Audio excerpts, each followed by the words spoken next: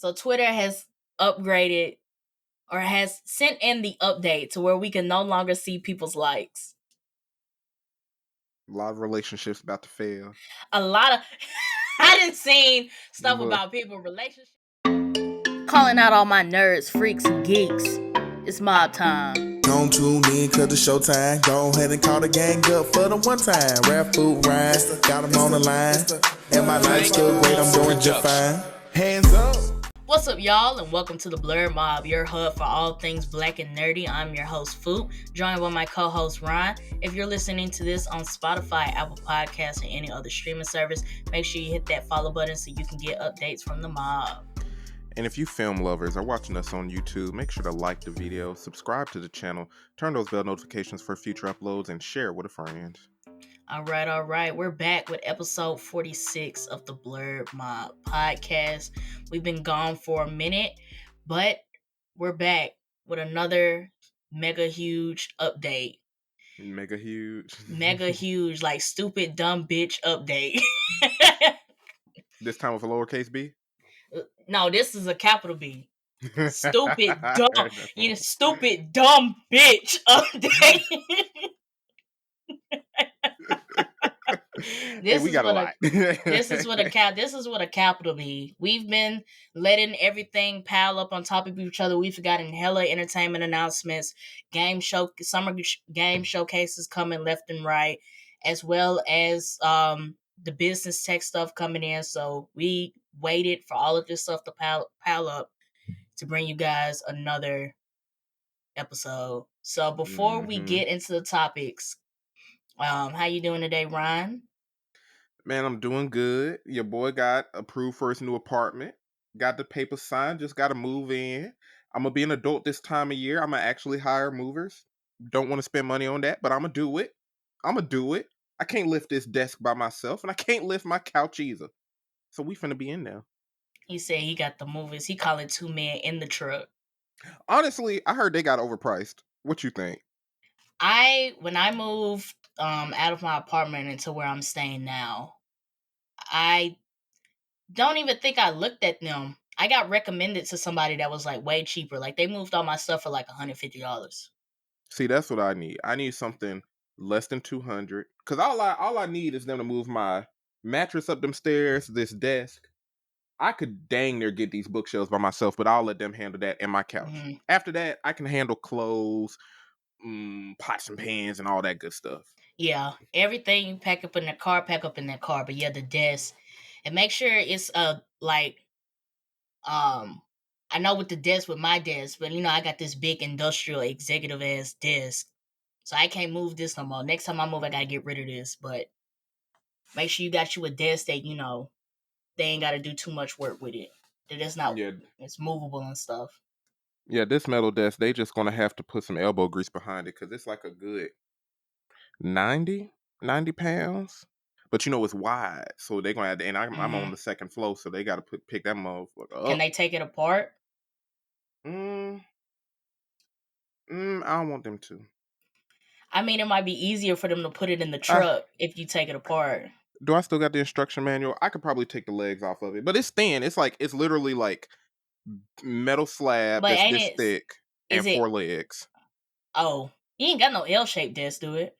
I ain't get the extendo clip for it. I might buy one though. Not the extendo clip. Shut your ass up. Because Secret Lab got an extendo clip for the desk. I might get it later. He said I ain't get the extendo clip. That's not what they call that on their website. Look it up. I'm not, because it's not what it's called. They is not on Secret Lab. Okay, it's do you want the extendo clip? It's the desk L extender. Might as well be an extendo clip. No, I just don't think. You can't take away my culture. You can't take away my culture. It's an extendo clip. I'm just letting you know that's not what that shit's called on the website. You know what you been up to since you hating on me and my extendo clip that I'm gonna eventually get? You don't have it. How am I hating on something that you don't have? I said eventually get. I said eventually get. I can't hate on something that you don't have and don't have current plans to get. Your ass still gotta move. You know what? That's why I'm gonna get a trash air mattress when you visit. It's gonna be this thick. And I'm gonna forget to give you your blankets when it's time for you to go to sleep. And you know what? I just won't stay there. I have a plan B. Let's not act like that I gotta stay with you. Let's not act like I have to stay with you because I don't. Options. I got options. You was just my number one option. So let's not be cute. Because I have other places to stay. I hear you. But I just been chilling.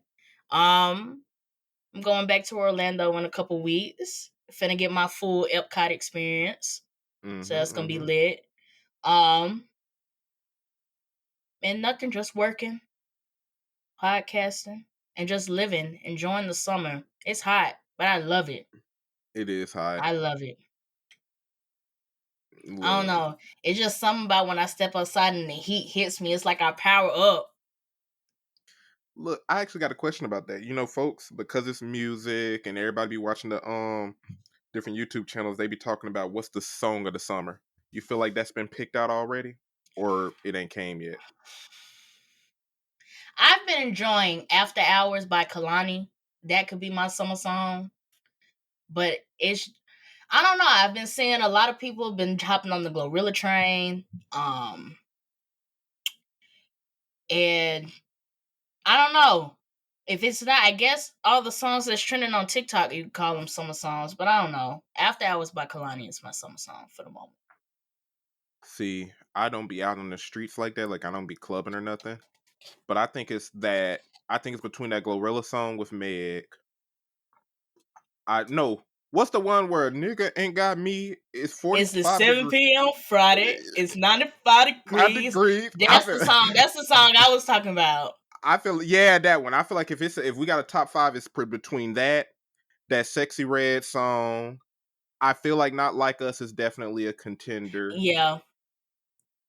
Honestly, it's between Glorilla. I feel if it's not Like Us, it's between Glorilla and Sexy Red songs. Honestly, because they've been showing out.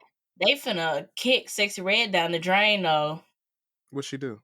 For that Make America Sexy Again shit she did at that concert.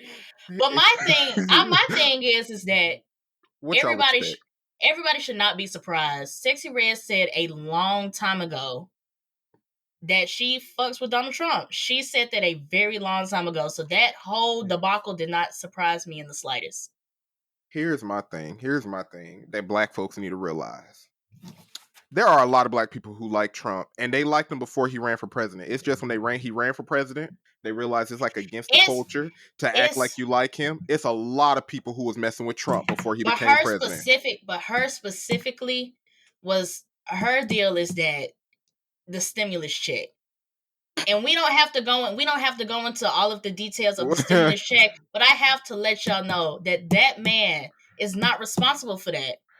You wanna know what's funny? You remember when you and me and Gab were talking offline, and I was like, y'all have to realize when we were in school, there was regular classes, there were advanced classes. Now we all in the same class. And there were remedial classes. All of those kids are on the same internet, the same YouTube, the same Walmarts, and the same Whole Foods and Kroger's. I don't think Sexy Red was in advanced classes. I'm not trying to talk down about her. I just don't think she was. That's the part that got me. She said she else with Donald Trump because he gave us the stimulus check. And I just have to let y'all know that, like, that's not how that went down. Let's not act like 30% of the population think gas prices are 90% the president's fault each year, regardless of political party. Like, come on now. Hey, listen. I just want to let y'all know the core statement of this is that did not surprise me. And not at all. That did not surprise that whole play out. It's not going to surprise me, and it's not going to surprise me as we get closer to election season if Donald Trump posts a picture with Sexy Red. Won't surprise me at all. Man, both these listen, I'm sick of white presidents feeling like to try to get the black vote. Oh, come eat some chicken with me. Come take a picture of one of our celebs. Because who did they just have in the White House? Was that Sexy Red or somebody else who was in the White House performing? I might be mixing up with something. Are you talking about that Juneteenth performance? when they had a party, yeah, and all the girls was like, "Oh my gosh, we at the White House." They turned it up with some music in the background. I don't think I saw that. I saw that Juneteenth performance when Joe Biden was standing there like he just zoned out. See, here's Like my thing. he looked zooted. Like what's going on? Like you look lost. Here's my thing. I don't want to get political because that's not what this podcast is here for. But presidents, please talk to the black folk. Please talk to the black community. Politicians. Please talk to the educators. Please talk to the folks that ain't just performers in our community. Have Stop talking to conversations. the entertainers. Because you know what I thought about today? And this is going to be my last thing because we're going to get into the episode. This is going to be my last thing. Stop talking to these entertainers. Because I was sitting there just minding my business. And I thought about it. I said, why the fuck did CNN invite Glorilla on CNN? Glorilla? Gloria Hallelujah is who we chose out of the whole black community to be on CNN to talk about voting. Like, bro, there's such a list of people that I would pick before y'all pick our first rapper or anything else for the black community. Y'all could talk to these HBCU presidents. Y'all could go talk to these black governors and black mayors that we got in these southern states. You know what? Because the organizations are based around scholarship, go talk to the presidents of these Divine Nine organizations. Go talk to Delta Sigma Theta's president, Omega Psi Phi president. Go talk to some. I don't know. The D9 be having the drama in themselves. What was that lady in Atlanta? Was it it was somewhere. Some lady in politics. I want to say it was Atlanta. She lied and said she was a Delta. And they found out she wasn't. Tell them to show they do card. Listen. Tell them. Listen. You and I are in fraternities. Tell them to actually show they do card. And the only reason I say them is because at least those organizations actually go in the black community. They see the issues within their local chapters where it's helping out with education. They do the community service and things like that. Like I can find hundreds of people, not by name, but just like titles around the South, just the South alone, that y'all politicians could go talk to, but y'all want to pick out rapper. I would like us to stop talking to the entertainers. Like, I'm for real. Like, even when the Diddy situation had went down and they asked, I forgot what rapper they were talking to, and that man was drunk on national television talking about a serious issue. Y'all, come on. Look, and even though I'm one of those black, I'm like, that's not black culture. That's a whole set of ignorance culture that people try to put onto all black people. At the end of the day, I still don't like it because people are just naturally going to be like, wow, out of the past 5-10 black people we've seen on Fox and CNN and NBC, they've all been ignorant. I feel like they know what they be doing. They know who to pick to put on there because why is Glorilla on CNN? Like, let's be for real. Here's the thing: some of us be eating it up too, though. Some of us be eating it up too. I didn't eat that up. It's not us. It's not you and me. I understand what it is. It's the younger generation. Look, we finna move on.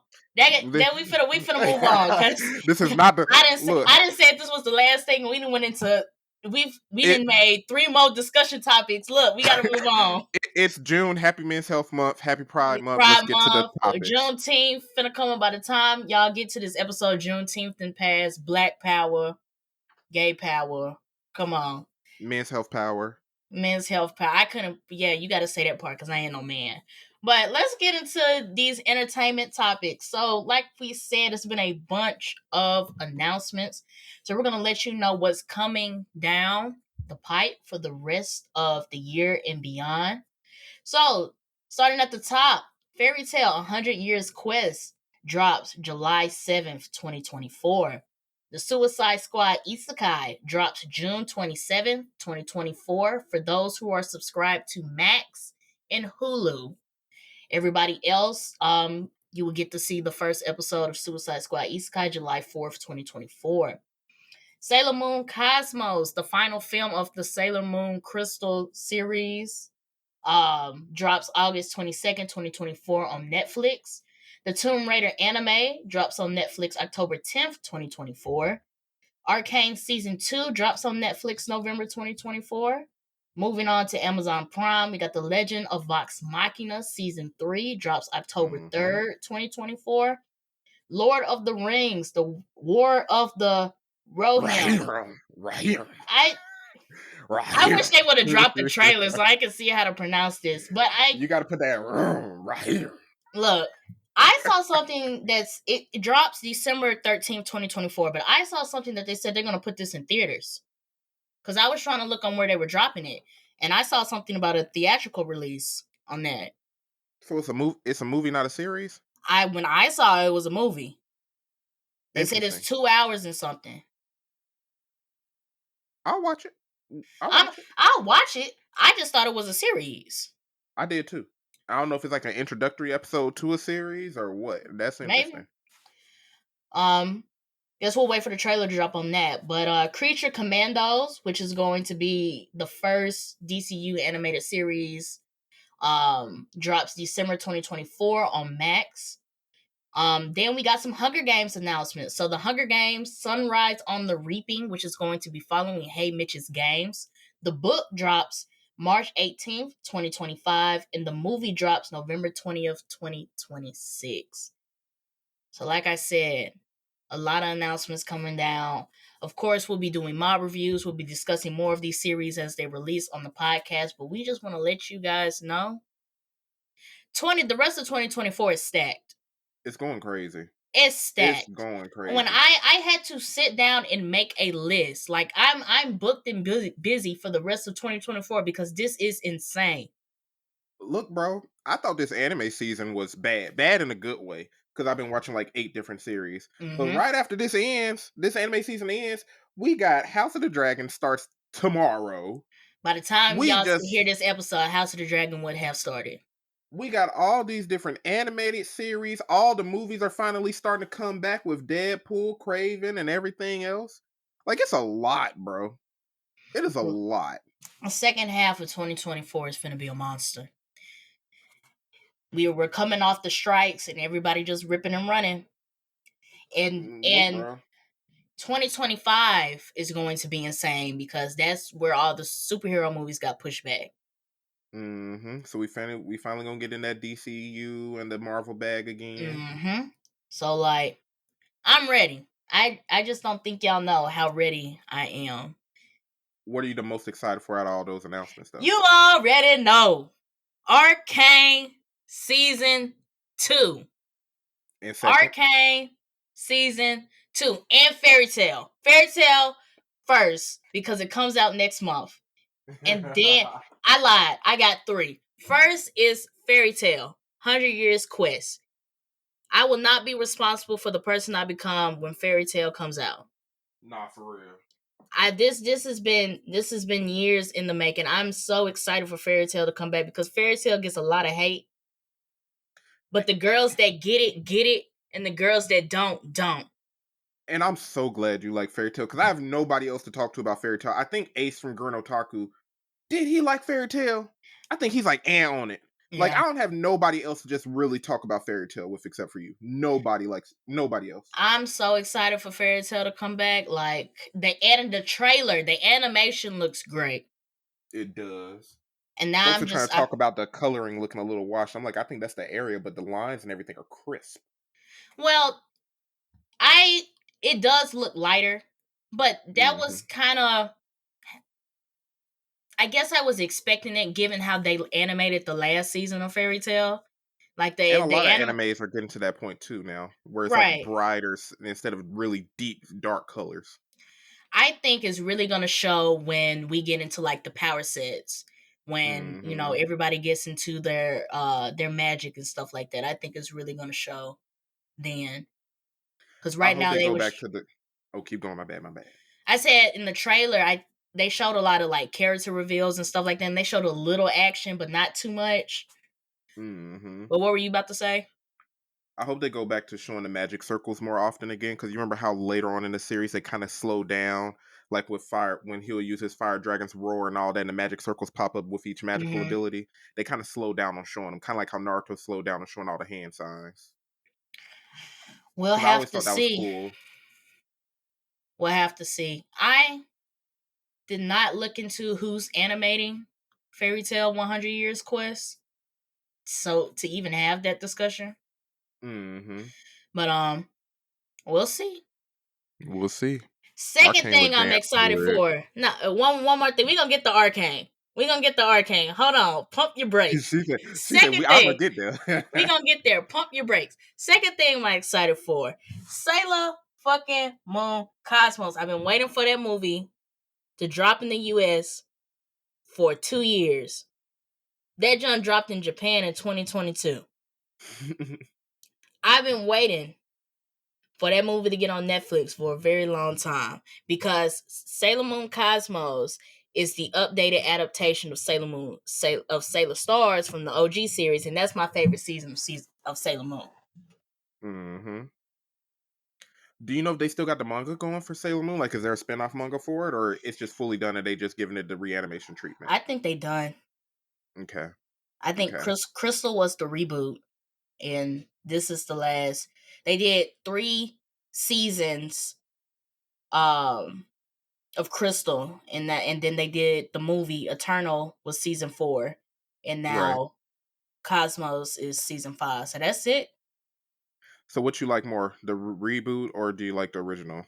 Whether it's an animation, story, or whatever. So I like both. The OG series is a classic. The humor, it is dark. Like Sailor Moon is dark.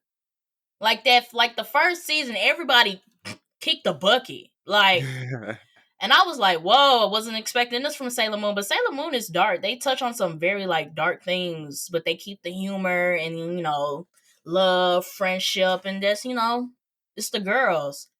Sailor Moon Crystal, what I liked about it, what I felt from Sailor Moon Crystal is that they tried to implement like some shonen themes inside of it. Mm-hmm. So in the OG series Sailor Moon, the girls like do their powers and stuff like that, but they don't really like fight for real.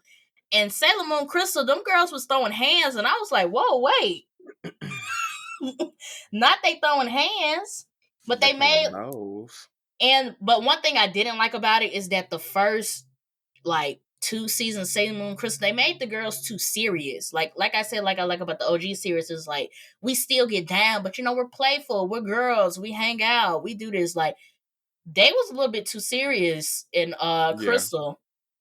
But then when it got into like season 3 and then the movies and stuff, the animation changed. So, everybody stopped being less serious and it started feeling more like the OG series.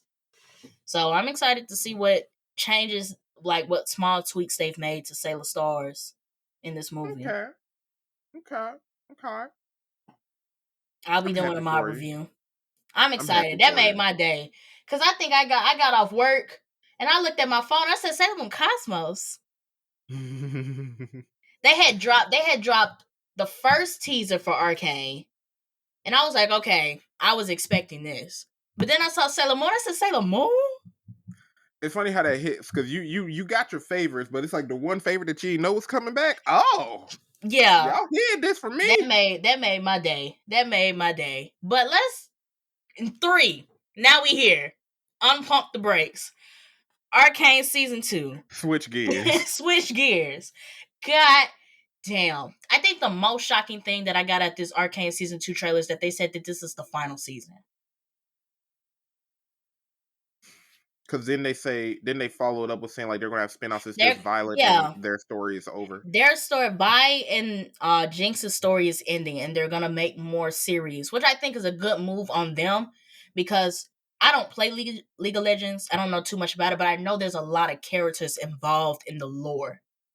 So getting the opportunity to make more series that surrounds more characters in the lore, I don't mind that. Just because of what you've done with Arcane Season 1 and what's finna go down in Arcane Season 2. But I will say it will be a bittersweet feeling knowing that this is the final season and there's a possibility that we might not see these characters anymore. Yeah. And I wonder, is it going to be like continuations, like same timeline, sequential, chronological order? Or is it going to be like same world, but this could have been 50 years after the fact, 40 years after the fact, before the fact? Like, what's going on with that? I don't know too much detail. I'm hope maybe after Arcane Season 2 comes out and, the hype, ramps up, maybe we'll get more information on is it going to be the same universe? What areas are we exploring next? And then hopefully the people who are familiar with League of Legends could give us some insight on what that possibly might mean for a series. What characters Right. could we be expecting to see? Because League of Legends got like what 50 plus characters. Like They I have a lot. had It's homeboys a who lot of played it. people. It's a lot of people. That's what I'm saying. There's a lot of people in League of Legends. Mm-hmm. So I think it was a very um great opportunity for Epic Games to be able to continue with make more series, even though we're ending the Vi and Jinx stuff right here. Right. And I wonder in this Vi and Jinx storyline, how many of these characters are also characters in League of Legends? Like, was every character in this show of Arcane like actual League of Legends characters? Like, I'm assuming I know Black Girl with Vi, Jinx, Caitlyn, Jace. They're introducing a character this season named Warwick, which I think is in the okay, game. I don't know about Victor. It's a lot of people I'm not sure about. okay, But I the ones that I named I know for sure are in the game. okay. I'm interested to see what comes next. I liked Arcane. Arcane was one of those standouts where it was like, you told me it was good. I was like, I ain't heard nothing about this. I ain't even watched League of Legends. I don't even like video game to TV show, movie situations much at all. And it was really good. It was really, really good. It's a Masterpiece, honestly. masterpiece. Mm-hmm. A masterclass in world building, character development, Unique art style. character ensemble. Mm-hmm. Every character felt valuable. Their Mm-hmm. goals, their intentions, their desires were made forefront. I liked it. Storytelling. Amazing. Mm-hmm. The funniest thing I got about this in this trailer is that there are a lot of people who watch Arcane but are not familiar with League of Legends lore. So a lot of people got mad when they saw Vi in an enforcer suit, and I was like, okay, so there are a group of people who don't know this is based off a game where Vi is actually an enforcer in the game. I was like, that didn't surprise me. Okay. So I thought you was going to say the gamer fans were upset. It was the folks who don't know It's nothing about the game. It's the people who don't know nothing about the game. Saw Vi in the enforcer suit and just, Why were they mad then? Shouldn't they just be like, "Oh, But what's happening? Why is that occurring in the storyline?" I think it's two things. I think because of the way that they introduced Vi's whole thing is anti-enforcer. So I Yeah. guess seeing the trailer of her putting on a full enforcer suit, I can see a little bit jarring because it is different than Vi just showing up and standing beside the enforcers. Because then they just looks like a temporary alliance, like Jinx then went off the deep end. But for you to put on the uniform, that's fully aligning yourself, fully putting yourself in being like enforcer. Okay, because for me that was one of those things where I'm like, oh, I wonder how we got here. You know what I mean? Like, I how did we mean, get to this point? we know how we got here. Even if you weren't familiar with League of Legends, I think we all saw how we got here. We all saw what Jinx did. We all sat and watched those last couple seconds, minute or so of Arcane Season 1. We know how we got here. Like, it's time to get the police out. The whole thing of Season 1, or I would say Act 2 and Act 3 of Season 1, was Vi coming to the terms that her sister was not the same, but she was like in denial from when she got out of prison all the way up to when Jinx had that little tea party thing. And when Jinx finally snapped, then, she finally realized, so yeah, your sister then went off the deep end. We got an offer. Not when I'm saying you have no choice. She might have been anti-enforcer, but I don't think she was on the end of, yes, let's, blow up the council, Mm-hmm. So I feel like we're ignoring how we got here. Yeah, that's all I'll say. I would agree with that. But even without that, I already knew that Vi was an enforcer. My thing, once I found out she was enforcing the game, I was like, So it would be going back to the series. Okay, it was like, it would be interesting to see what led her up to put on the outfit, and we got that. Do you see yourself ever playing League of Legends, being that you're a huge fan of Arcane? No. Okay. I I only heard asked I because think it's a turn-based game. And the only turn-based game I like is Pokemon. when I saw it, it didn't give turn-based. It gave Overwatch. Oh. Like team v team setup, adjust based on what characters they pick, having a goal, whether it's like King of the Hill or something like you see in Call of Duty or something. Mm-hmm. Well, maybe It that's seemed like it. Maybe I was looking at something else and thought it was turn-based. But nah, not for real. okay. I only asked because I know like Edge Runners made spiked Cyberpunk's like player count immediately after the series Mm-hmm. dropped. So I was wondering like I mean, is it's League of the same. Legends The same seeing thing happened with Arcane. Like the amount of people who it started did? playing League of Legends because of Arcane, it just wasn't me. Okay, makes sense. She said I'm here for the TV and that's it. I'm here for the drama. How'd you feel about the trailer? It was good, honestly, because I like. Here's the thing: and the way Arcane and Cyberpunk came out, they were two amazing series. But you're the Arcane fan, I'm the Cyberpunk fan. So I watched the trailer. I'm like, I know this is going to be a masterclass show. Mm-hmm. I'm just ready for it to drop. Like I looked at it, and you know my go-to. I'm gonna watch it. And nothing. I don't got much to say. It looks Mm-hmm. good. I love the unique art style because I haven't really seen anybody utilizing art style like this. I know it's going to pull on my emotional heartstrings because I think Arcane season 1 had me tearing up at some points in it. Arcane season 1 had a lot of emotional moments. Mm. A couple months back, I think the voice actress for Jinx said that last episode is sad as fuck. The last episode of season 2 is sad as fuck. That's what I'm saying. I'm I'm expecting an emotional roller coaster.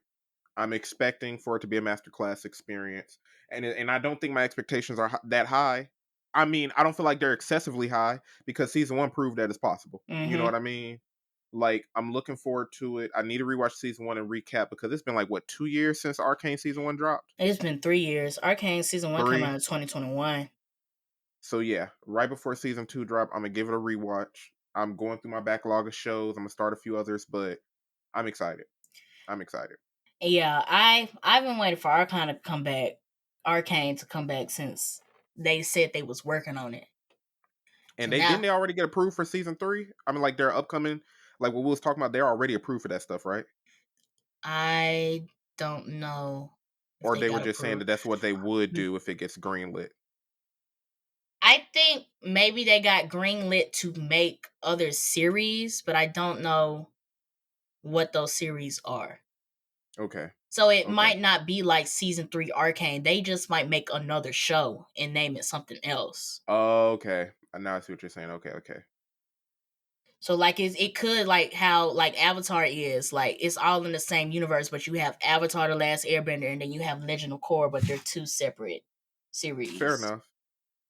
I'm looking forward to that. I hope they can produce it quicker. At the same time, you can't rush quality. But I do hope that whatever they bring back, it's less than 2 years in between each season. I would agree. But if I would say this, I will also say take your time because that's just going back Hmm. into, our previous conversations about animation and, taking your time and planning out and storytelling and etc. Quality over, quantity or whatever. Exactly. So if they can do it in 2 years and produce a show with the same, expectation and hype as Arcane, go for it by all means. But if you guys need time to Facts. like craft this out to really put something together, then do that too. I agree Because wholeheartedly. you have as a studio, you have already proven that you got heat. So like, no rush. Like we see that you're capable. We trust you to deliver. Just deliver, not too much pressure, and keep it coming. Right. But like I said, I am excited with this plan goes through and they do start making more series. I'm excited to see what they pull out. Mm-hmm. But staying in the animation realm, in our announcements, we announced a couple animes by title. But I want to have a discussion on, are these shows anime or are they anime influenced? So a bit of a preface before we get into this conversation. The trailer for the Tomb Raider anime dropped, and I saw a tweet after that somebody, asked the question, are these studios using the term anime loosely to build up hype surrounding their animated series? Mm-hmm. So we wanted to have the discussion on whether these recently announced projects are actually anime or should they just be deemed anime influence. So, starting with Tomb Raider, I did some research on Tomb Raider. They're animated by Powerhouse Animation Studio, who is responsible for Castlevania Nocturne, and Blood of Zeus on Netflix. Now, reading more into it, they worked with some people in the anime industry, and they took some influence from some animes, but Castlevania and Blood of Zeus aren't considered animes. And They come up in a lot of anime conversations though. Like right. Avatar. They do come up a lot. In fact, the studio behind Castlevania said they wanted to do Berserk, which is a very popular manga/anime franchise. I can see them doing that just because of like the art style and what they play around with as far as Blood and Zeus and Castlevania. But with that being said, I would see Tomb Raider more as anime influence instead of anime. Let's do this. Let's do this. Because I know we're going to get into it and you're going to name the other franchise in their studios. So when I did a quick Google search, anime, a style of Japanese film and television animation, typically aimed at adults as well as children. Another one, anime is a style of Japanese animation that's known for its colorful graphics, action-packed plots, and unique character designs. It often includes futuristic fantasy, fictional themes, blah blah blah blah blah blah blah blah blah. The key word though is Japanese, not Japanese bait, not influenced by the Japanese. It just clearly says Japanese, whether it's the culture, the nation, etc. Mm-hmm. So keep going. So, and if by that definition too, with Powerhouse Studio, even though they've worked with some people, I wouldn't just call it an anime. I think that is fair to say that the Tomb Raider series is anime influence, and that's perfectly fine. Moving on to the Terminator anime. Mm-hmm. This is produced by Production IG and Skydance Television under the direction of Masashi Kudo. Now, that one I would deem an anime because I looked into Project IG and they are responsible for Haiku, the soccer anime, and Ghost in the Shell. I thought Haikyuu was the volleyball one and Blue Lock was the soccer one. Correct. Football. Since Football. other Haiku is nations host. the volleyball one. I got that confused. So I would consider that an anime. The Japanese studios behind it and are leading it. I would as well. I would call that an anime. So Terminator anime, yes. Tomb Raider anime, no. Suicide Squad Isekai is being directed by Wit Studio, which, as you know, one of their highest products is Attack on Titan. I would call that an anime. Mm-hmm. And the fact that the trailer was in Japanese and the art style and things like that, I think we can fully say that that's an anime. True. Now, the Lord of the Rings one that they said was an anime, I would say that's anime influence. It's being produced by New Line Cinema and Warner Brothers Animation, not Warner Brothers Japan, which I think is over the Suicide Squad anime. Or rather, they're like doing the publishing and sitting in the money for it and all that other good stuff. Right. Mm-hmm. It looked like when me and Ryan were like looking at like the photos for this, it reminds me of like Vinland Saga, like the art style and stuff like that. But it could easily be influenced by the art style or some of the things from Vinland Saga, but I wouldn't go as far as to call it an anime. Yeah. So we're in one of those areas. And now anime is mainstream. Right. It's no longer just Japanese culture with katanas in every show and every movie like The Matrix and Blade anymore. Anime is mainstream. Using that word pretty much guarantees you money. Someone Right. is going to watch it. But at the same time, I want us to respect the industry and the culture that that industry comes from. At the end of the day, anime is Japanese television. If you want to go further back, anime stems from Disney. Japan saw the characters in Mickey Mouse and everything else, and they took influence from American cartoons, and then they created anime. When it came to the flip book, where they draw everything hand drawn and put it together, that's what influenced anime. And now American animation is being influenced by Japanese anime. My whole thing is, don't take that from the Japanese. But That is their product. and I would I would also say, what's wrong with just calling it animation? Like, I guess what is stopped Just call it a because cartoon. my thing is, and here's the trouble. I guess here's the issue that I'm having it with, because two of these projects are coming from Netflix. We just talked about Arcane, and ain't nowhere in Arcane's definition do they say that this shit is an anime. They are calling that flat blank American animation. So why are we turning around and trying to call this Tomb Raider thing? Because they want the buzzword money. They want that marketing ploy.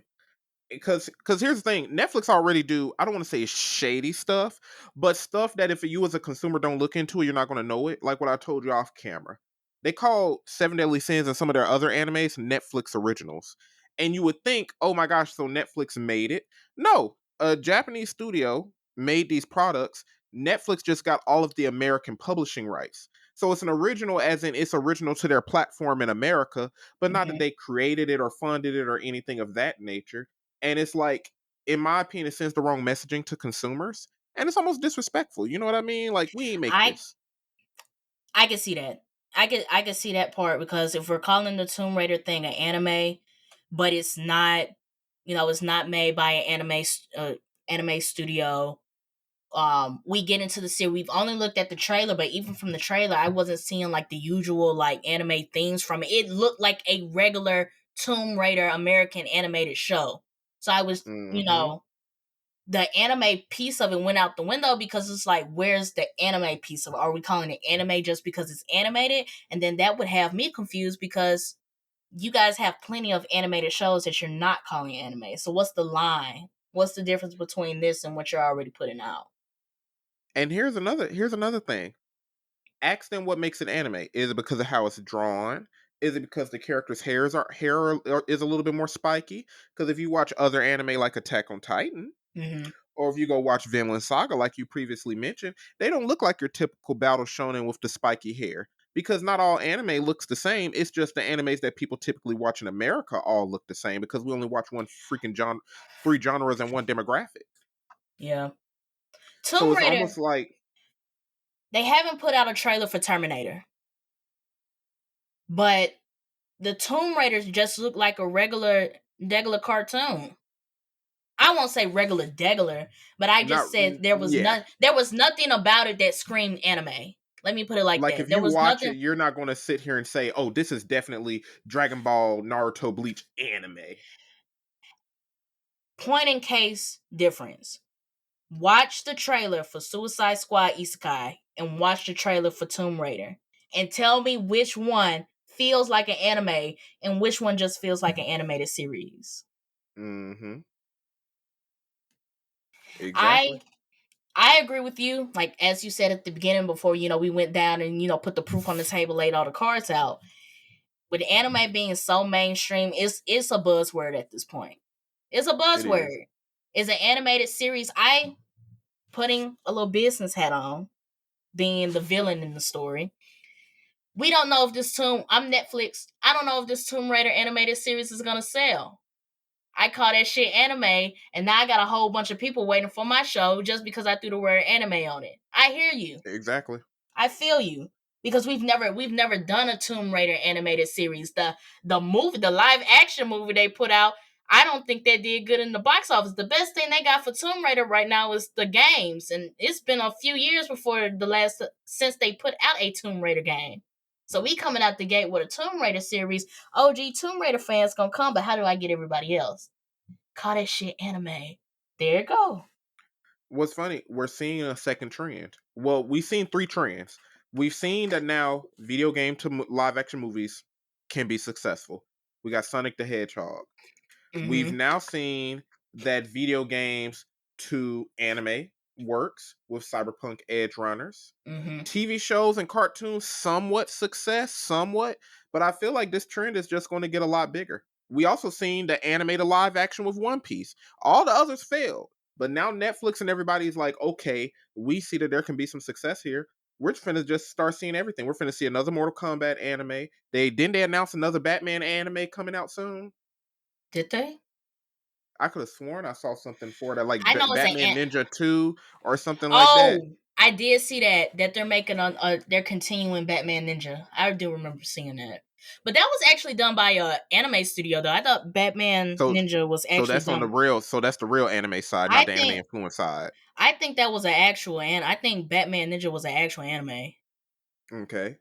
For those, I'm not mad about.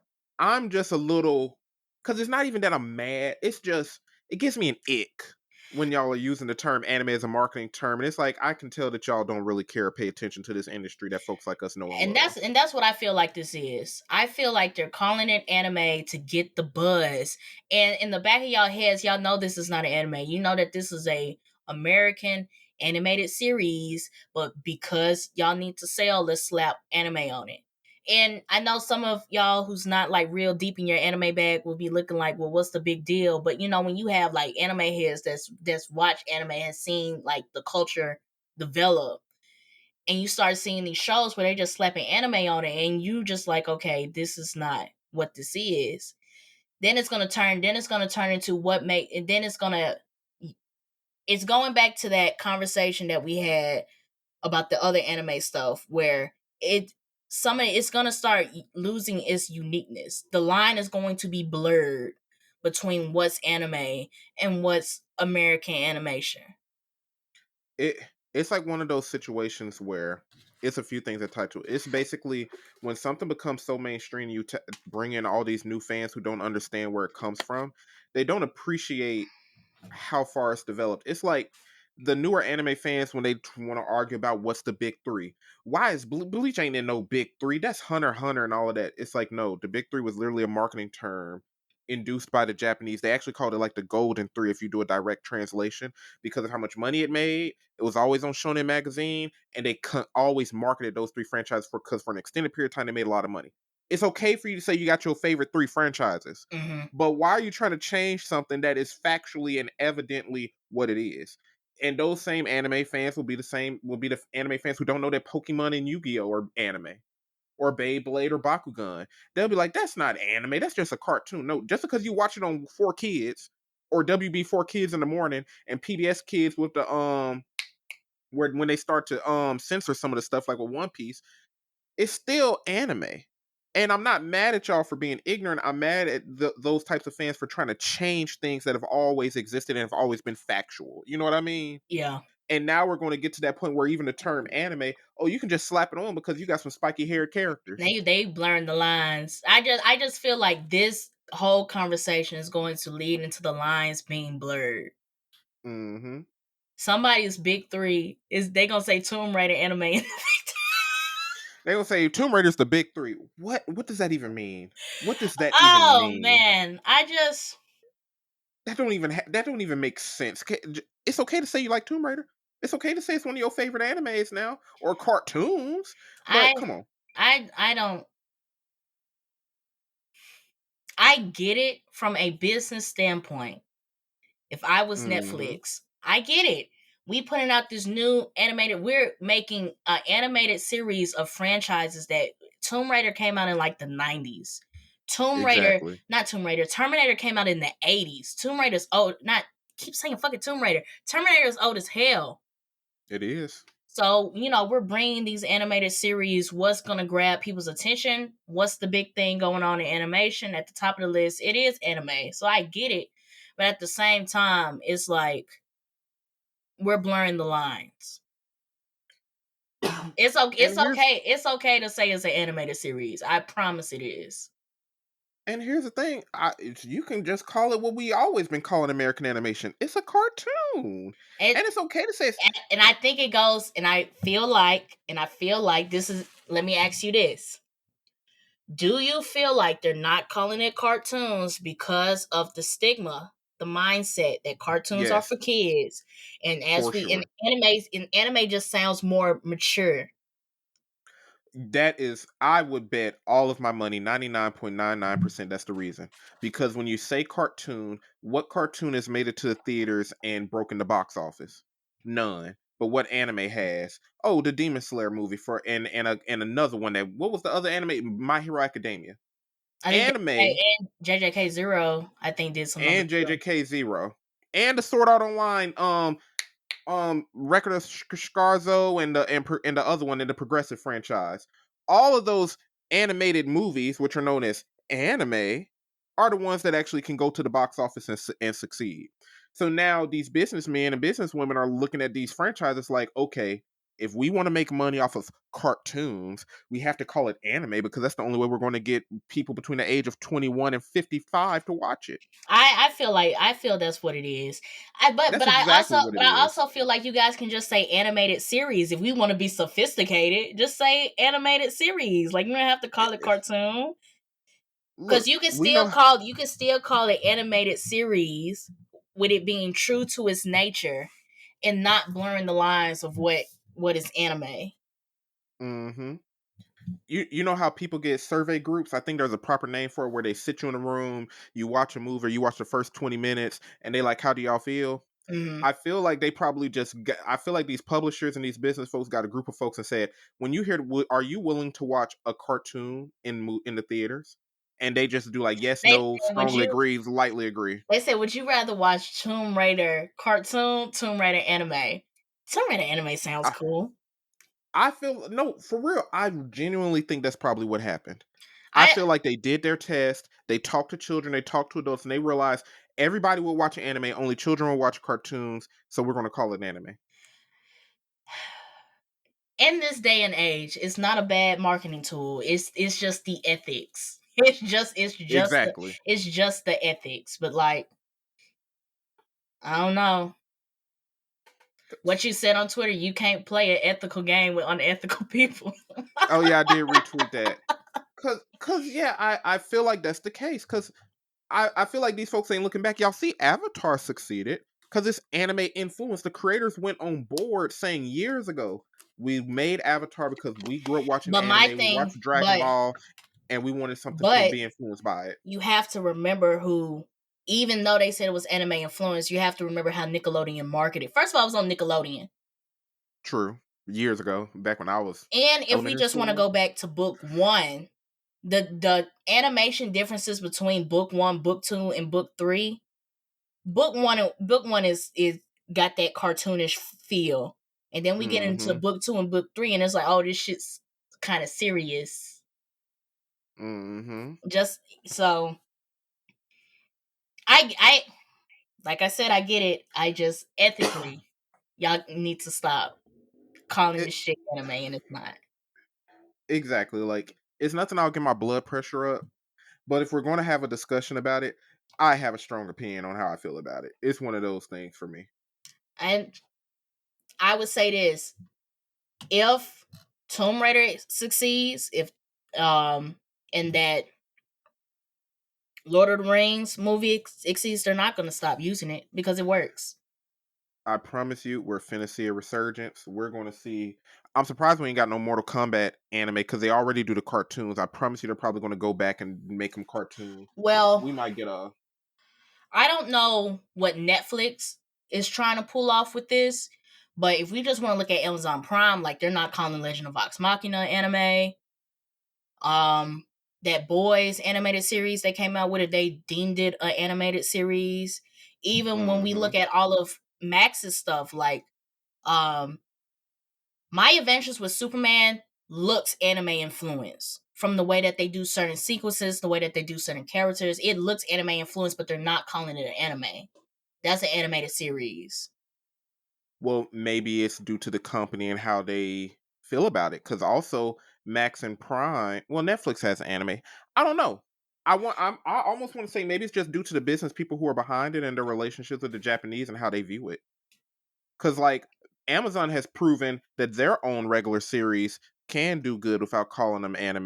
Mm-hmm. And Max has as well. Max has been proven that Rick and Morty and all of that and Adventures of Superman can do good on its own.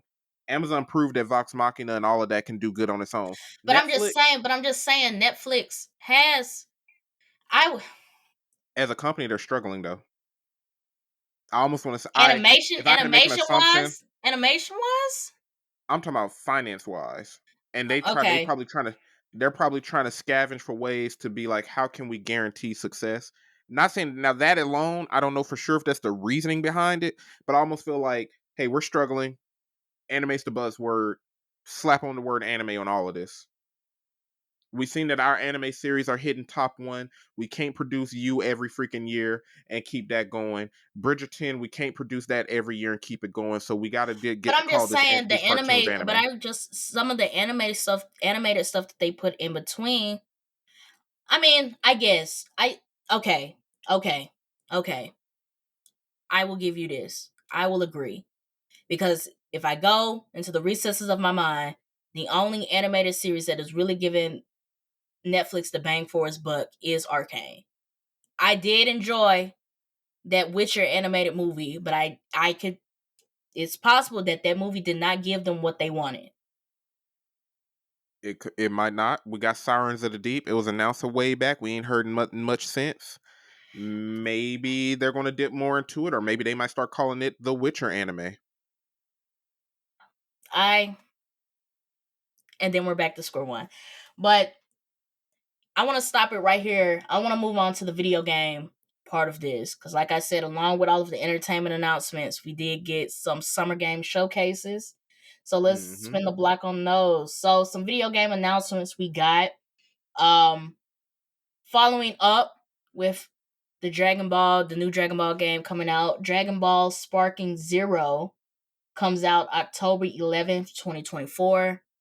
And then we have Dragon Age, which Ryan has been on the lookout for. Dragon Age, the Veilgaurd. Says it releases summer 2024. We haven't gotten an exact date. Other things we've gotten some in-depth gameplay for Assassin's Creed Shadows. We got some gameplay on Dragon Age. And then we got the Xbox Game Showcase, IGN Summers Games Fest, and Ubisoft Forward. So let's get into all three of those. Let's start with the gameplay. Spinning the block on Assassin's Creed Shadows. How did you feel about that, Ryan? It looked great. I'm not gonna lie. Even though I had that one issue with the marketing, and that's no longer the focus. I got that out. We pieced that up.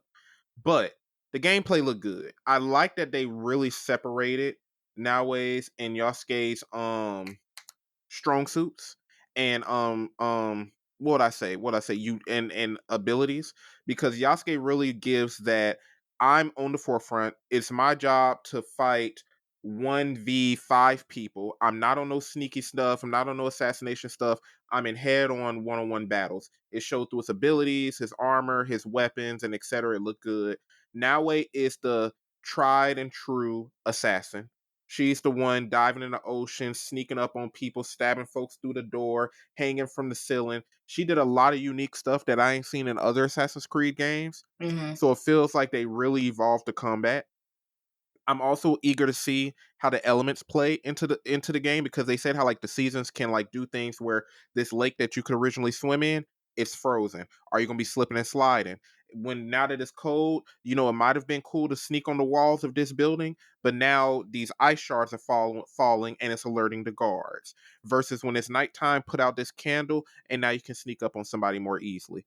It seems like they're really giving you more options and using that environmental effects. Mm-hmm. And I appreciate that. It does look good. I hope it's a lot more engaging and immersive than Mirage, because I was pretty disappointed in that Assassin's Creed game, but it looks great. It looks great. Regardless of how you feel about them using a black samurai or whatever, aside from that, the game looks good. I hope the story follows through. I buy Assassin's Creed every year regardless, so I'm gonna play it.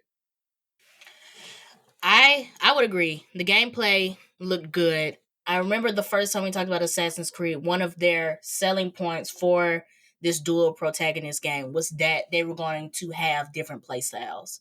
And I like that the gameplay showed that.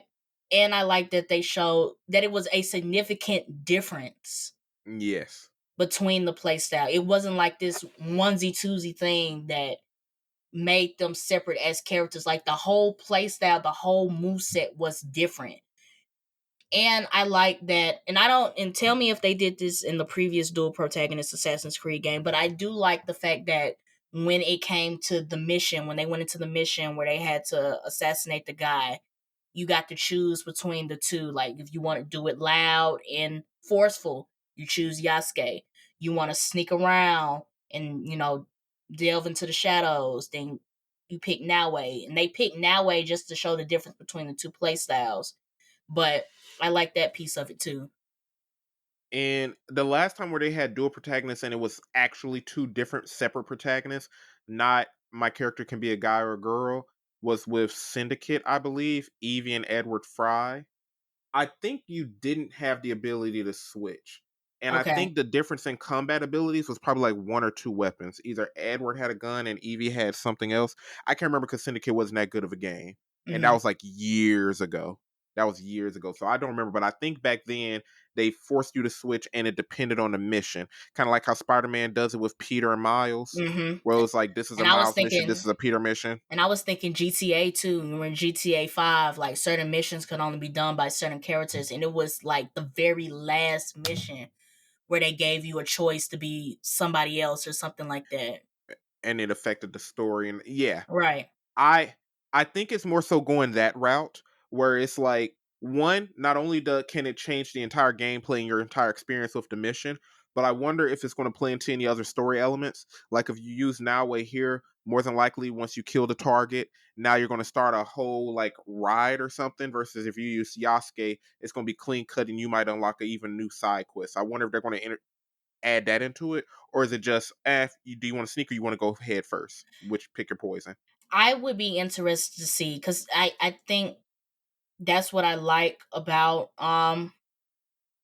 when they let you choose and it does affect the story. Mm-hmm. So I thought that was cool. I know they picked Naue just to show her gameplay, which was cool, like the sneaking in the water stuff and all that. Yeah. And she had the bamboo shoot connected, and you can really see her utilizing it to breathe. I like that extra element. And what you brought up, the candle thing, like blowing out the candles to sneak through the shadows and stuff, like it looked good. And I guess that was the point that I was trying to portray when we first talked about this, is that let's look at the gameplay. Now we need the story. Yes. Now we need to see the story, but like wait till the gameplay comes out. Let's see how like what they're putting into this game before we just call this a dub. Yeah.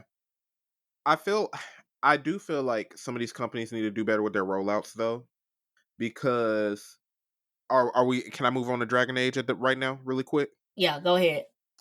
Because Dragon Age the Veilgaurd did it as well. Like, when I saw that original character reveal trailer, I looked at it and I was like, I've been a Dragon Age fan all my life, since Origins.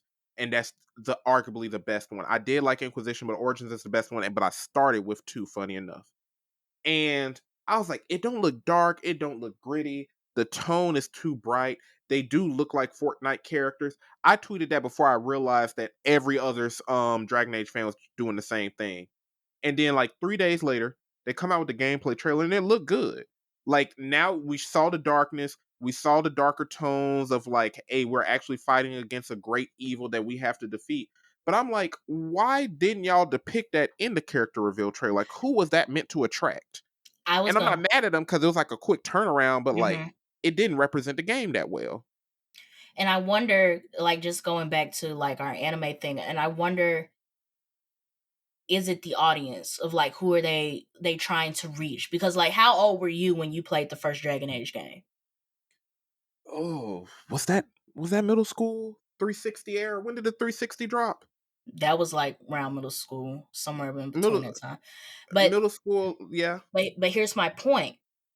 Are they trying to appeal to 12-year-old, 13-year-old Ryan who had his Xbox 360 back in the gap playing the first Dragon Age? Or are they trying to appeal to the 12 and 13-year-olds who are playing games now? So Fortnite, them presenting it looking like Fortnite, it looking like something that's familiar to them might grab them into joining the franchise? You made a very, very valid point.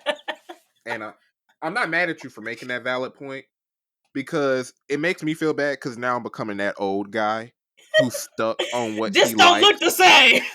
I mean, because we just did this with the anime, and it's like it's a recurrent trend. We are now those late 20s going into their 30s folks who the young kids will look at and be like, man, why are you complaining about Call of Duty Black Ops 2? It looks great. We don't care about Modern Warfare 1 from like 10 years ago. Like, you know what I'm saying? I'm becoming that person. But you're right. Because every game that released, Fable is really lighthearted and stuff too, and everything else that was shown at the Xbox showcase, it did go that fun, bright route, regardless of the fact that the game was probably super dark at the end of the day and tackled a lot of mature themes. I just didn't want that. Show me some darkness. Show me something crazy. And I feel you. And also going back to our anime conversation, some of these franchises that they're about to release titles for 2024 and beyond came out years ago. You're right. They came out years ago, so they have to adapt and they have to think of ways of how do we grab the new audience, the new generation playing games into diving into our 10-year-old franchise. And honestly, you're exactly right. You're exactly right. From a marketing perspective, hey, the old fans are more than likely going to touch this regardless. Like, old Dragon Age fans do want more Dragon Age. They're going to touch it regardless. But we got to get these new 14-year-olds who are really stuck on live service games. We got to attack these 14-year-olds who only stick to Apex, Fortnite, PUBG if that's still going hard. And I get it. Because they want It's just people. a little disappointing. Because you also have to look about the generation that we're in as far as like games go. They want people to stream these games. They want people to make TikTok shorts. They want people to make these YouTube shorts. You're right. They want these walkthrough and gameplay videos. And like, yes, we have like streamers that are our age and beyond who does that. But like, who's like, if we look at who the general public is watching, they're watching these little ass kids play Fortnite and Apex and etc. So, like, if they want the bang for their butt, they gotta make it appealing. And they already tell these businesses that single player games, they don't bring in as much profit. So you got to find ways to expand and prove to your investors that you can make the money. Because Baldur's Gate 3 was not the standard. It was the exception. It was the far exception. I don't know how. I do know how it got so big. It was just a great game. But like, Dragon Age wants to reach that success, but it can't just riff off of Baldur's Gate 3 and be everything that Baldur's Gate 3 was. Yeah. So they got to find their route. I get it. I would be interested to see how you feel about the game once you play it. Now, if it's losing, from a marketing perspective, we understand why it looks this way. But if the game loses its integrity because it's so focused on reaching out to this new audience, then I feel like then we have a problem. So based on the gameplay, I watched I think his name was Luke Steffens, and he did a video. He made an interesting point. He said the gameplay seemed more akin to Hogwarts Legacy, and I it's not like I felt like that too. It's not like that's necessarily a bad thing, because it's not that Hogwarts Legacy's gameplay was bad or remedial. It's just that it's more modern. It was more easily accessible from a wider audience. It was a franchise that knew that most people are probably going to buy this game, not even because they play action adventure or RPG games, but mostly because they just love Harry Potter. So they had to make it very accessible. They had to make it easy to control, easy to use. And it seems like that's probably what they're going with Dragon Age, because Dragon Age it's not turn-based, but you can make it a turn-based experience because you can go to your top-down view. You got this entire huge weapon wheel, similar to like the guns wheel in GTA. But imagine it's a whole bunch of different abilities that do different things. And you can literally pick out which person, where they move, how they use it, and everything else, if you wanted to. It can get that technical. And it looks like they may be slightly getting away from that. I don't know if it's a good thing or a bad thing because I haven't played it. And what they showed was like the first mission. So I don't know what it's going to look like when you unlock 20 different abilities for your character. And that's why I was saying I'd be interested to see what your opinion on it once it comes out. Because then I think that might go into like what should we expect from these other years old franchises that are trying to make a comeback in 2024. Exactly. I feel like they just got to find their space again because the Dragon Age games are so far and few in between. Just like the Witcher game, it's only 3 Witchers. Mm-hmm. The Elder Scrolls is 5 of them, but even now we're like 10 years away between 5 and what maybe 6. You Mm-hmm. see what I'm saying? So maybe they just got to adapt to their environment. They know that they can't appeal to everybody, but they're trying their best to. I just hope it still feels good.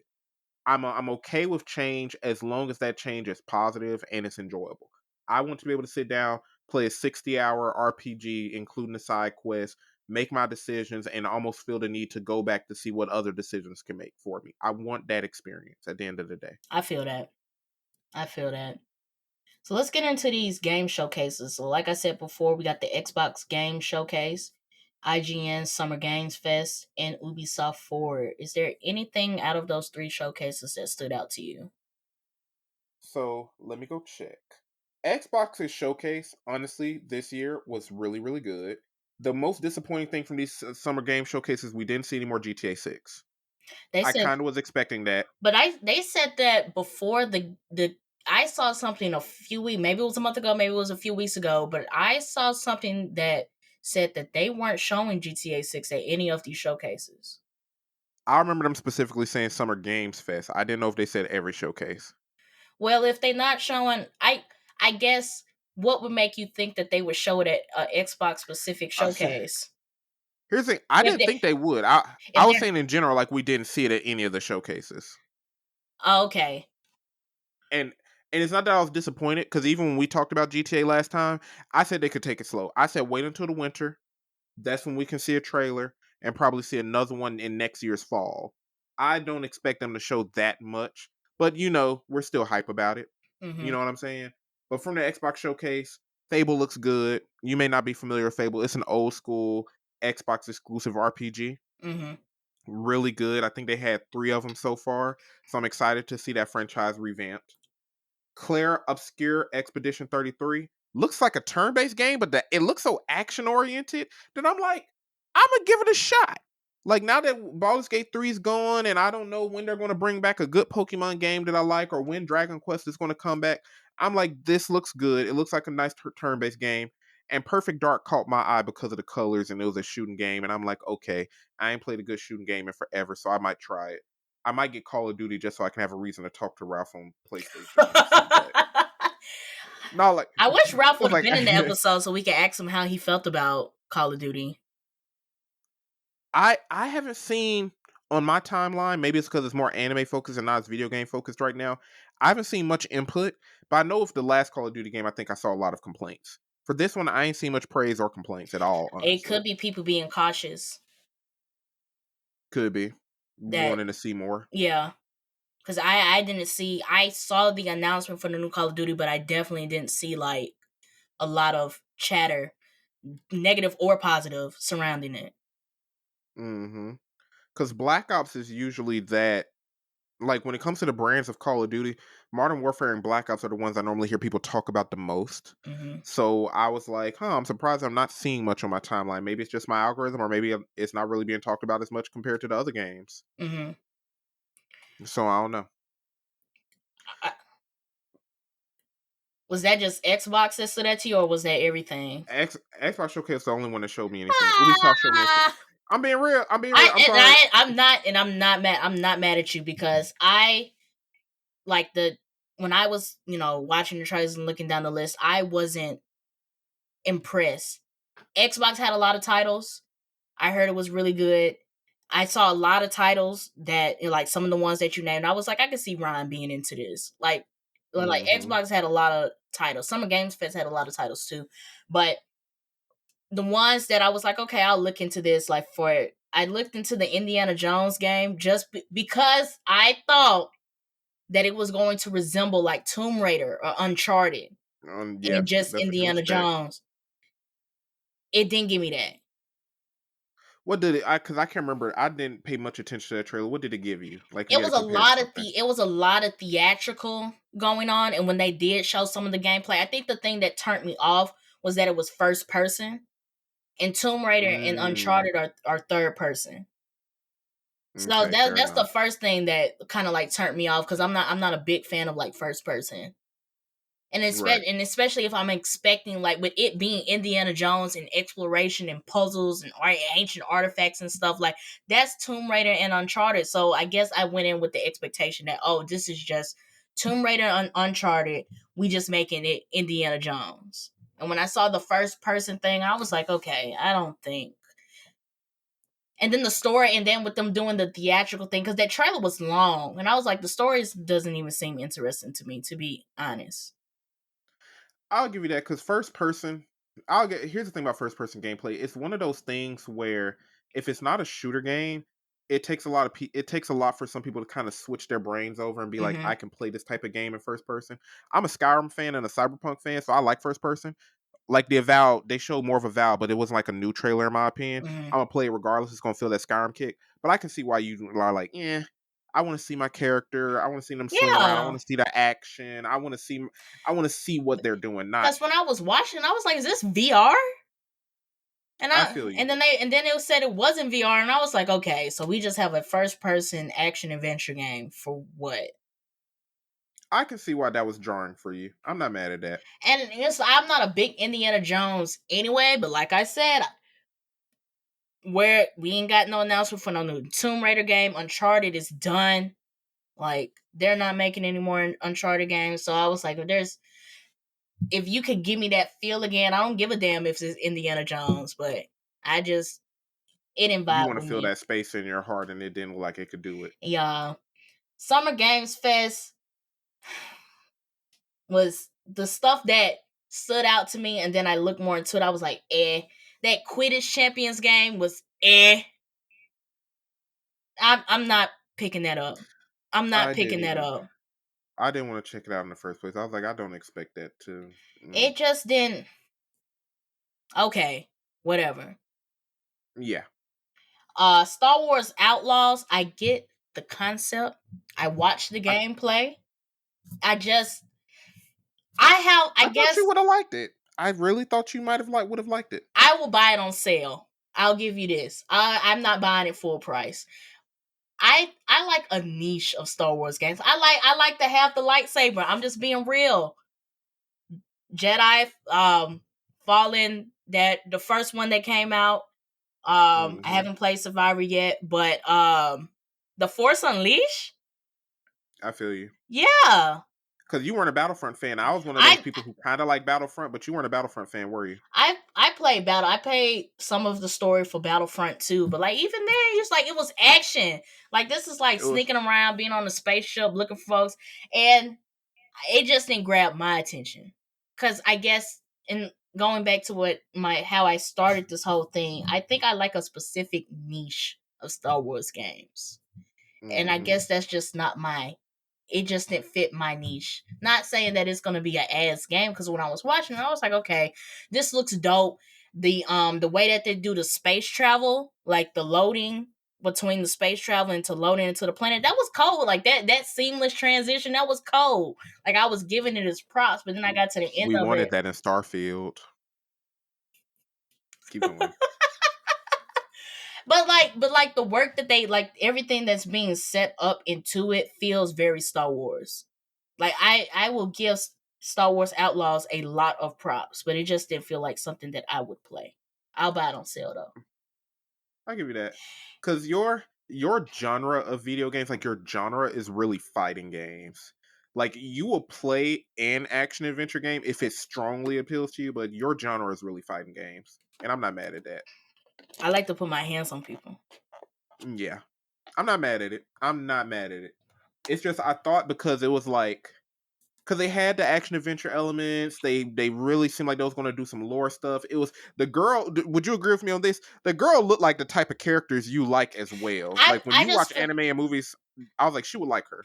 I think I watching the gameplay focused heavily on like the abilities and stuff, so I really didn't get like a real glimpse into what her character is supposed to be like. So I was like, okay. I feel like this might be one of those things where I just need to play the game. Yeah.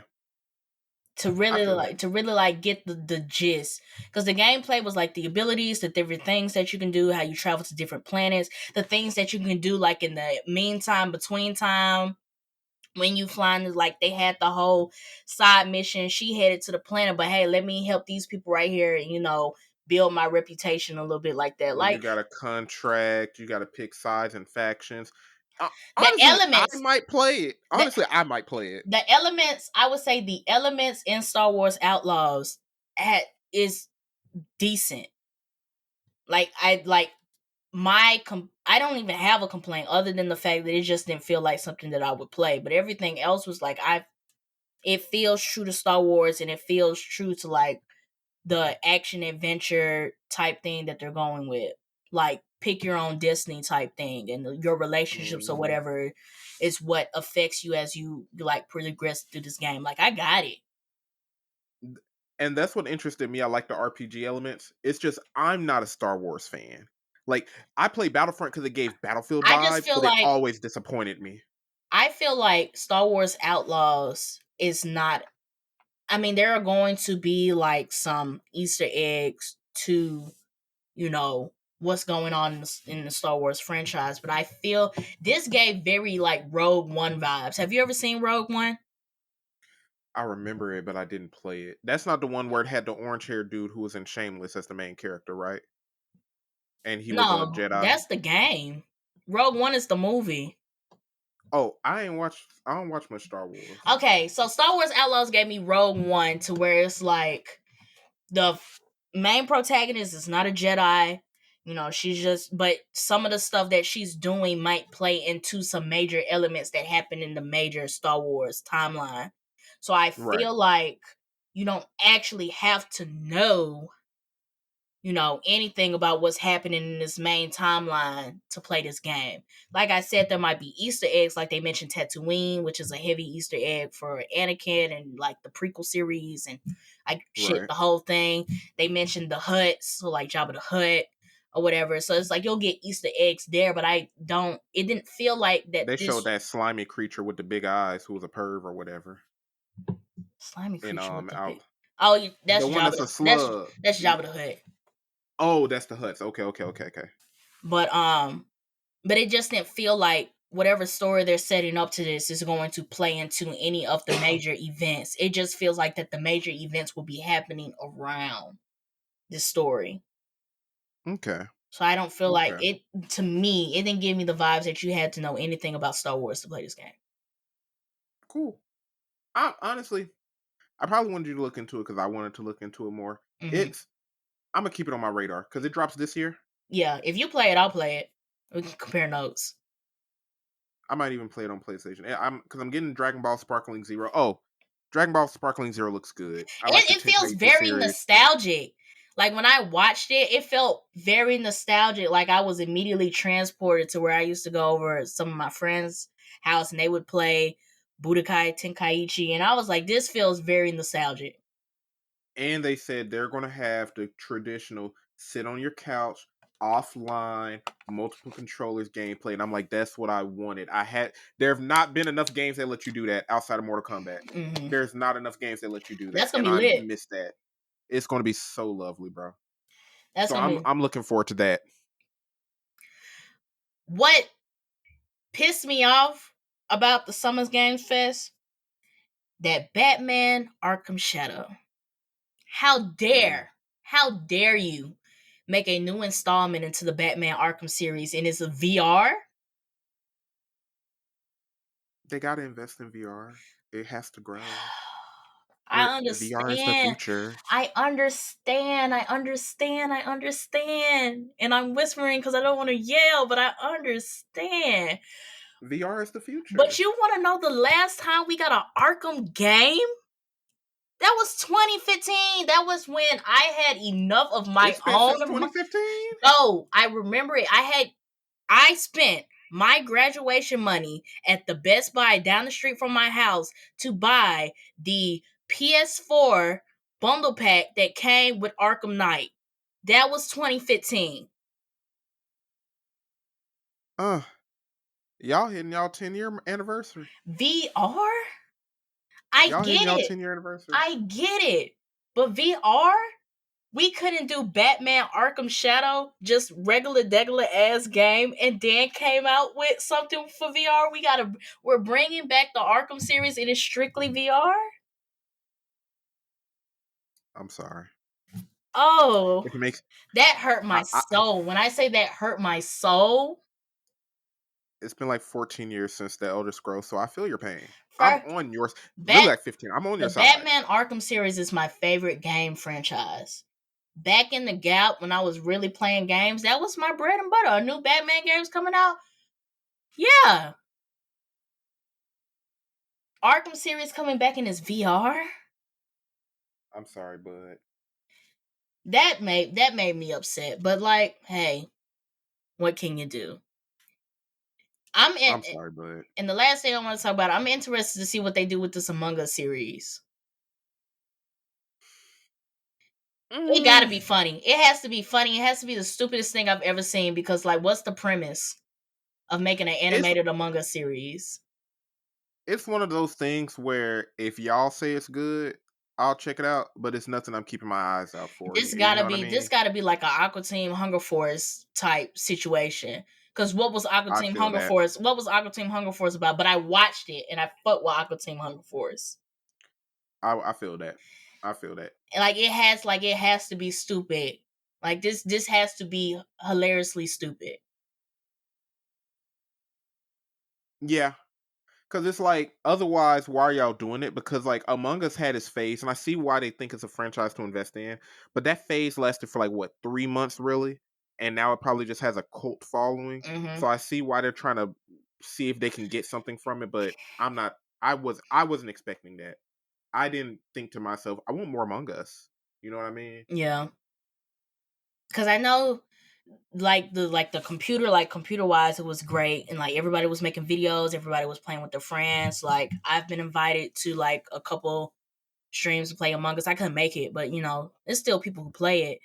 Like they still get updates and new boards and stuff like that. And then they came out with the VR version of Among Us, which I thought was like innovative. I thought that was a good move for them because we're just watching people play it was hilarious.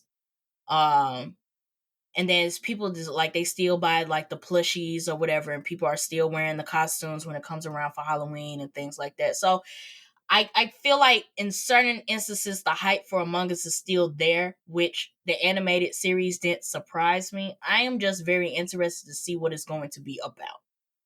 Yeah, I feel that. I So feel that. that wasn't on my bingo card for Summer Games Fest, but here we are. But did you have anything else regarding the game showcases? For the games, no. You trying to end the episode, or can we do the tech talk? No, I'm about to move on to the next thing. Okay, bet. So moving down to the business tech situation. So Apple WWDC 2024 happened. The usual gist, you know, we're getting all of the news of what's coming up for Apple products, iPads, the operating systems, what you should expect for iOS 18. And we got some interesting products surrounding AI. So, and then Apple um doesn't use the term AI. it's called Apple Intelligence. There we go. It's Their own AI. still AI. It's still artificial intelligence. They're just not calling it artificial intelligence. But we got that, and just you know, a fun topic. We have to turn our eyes back to Twitter, now known as X, that just implemented the feature of hiding likes.